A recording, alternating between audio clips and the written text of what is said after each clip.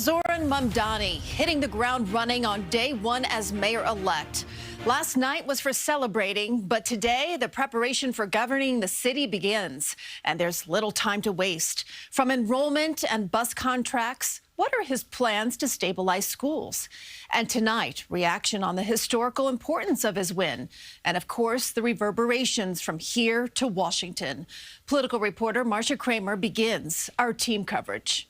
Zohran Mamdani's first post-election press conference was at the Unisphere in Flushing Meadows. I'm so proud to be standing here today as the mayor-elect of the greatest city in the world. But in some ways, it was an odd choice because of the historic symbolism of Flushing Meadows to Jewish New Yorkers, many who say they're worried about the election and the rise of anti-Semitism. In 1947, United Nations officials signed a pact in Flushing Meadows, creating the State of Israel. I wonder if you were trying to send a message to Jewish New Yorkers who in the last 12 hours have expressed concern that they would be included and have a seat at the table in your administration.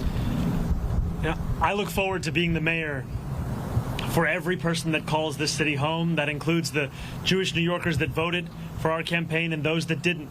My responsibility is to all 8.5 million New Yorkers, and we chose this location as a reflection of the borough that I serve and the fact that we are proud to be known as the world's borough. We are worried, but you know what? We trust God. That's it.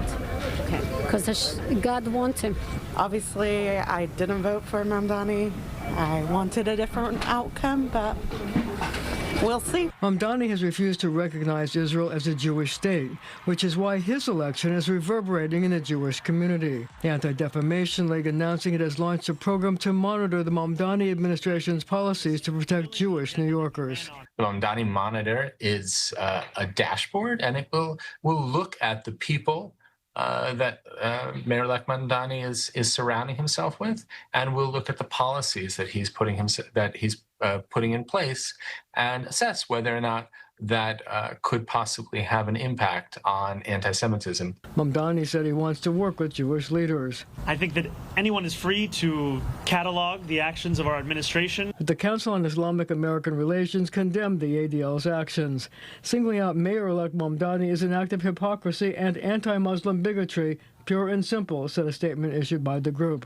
The mayor-elect also faced reverberations from small property owners, afraid that they'll be hurt by Mamdani's desire to freeze rents.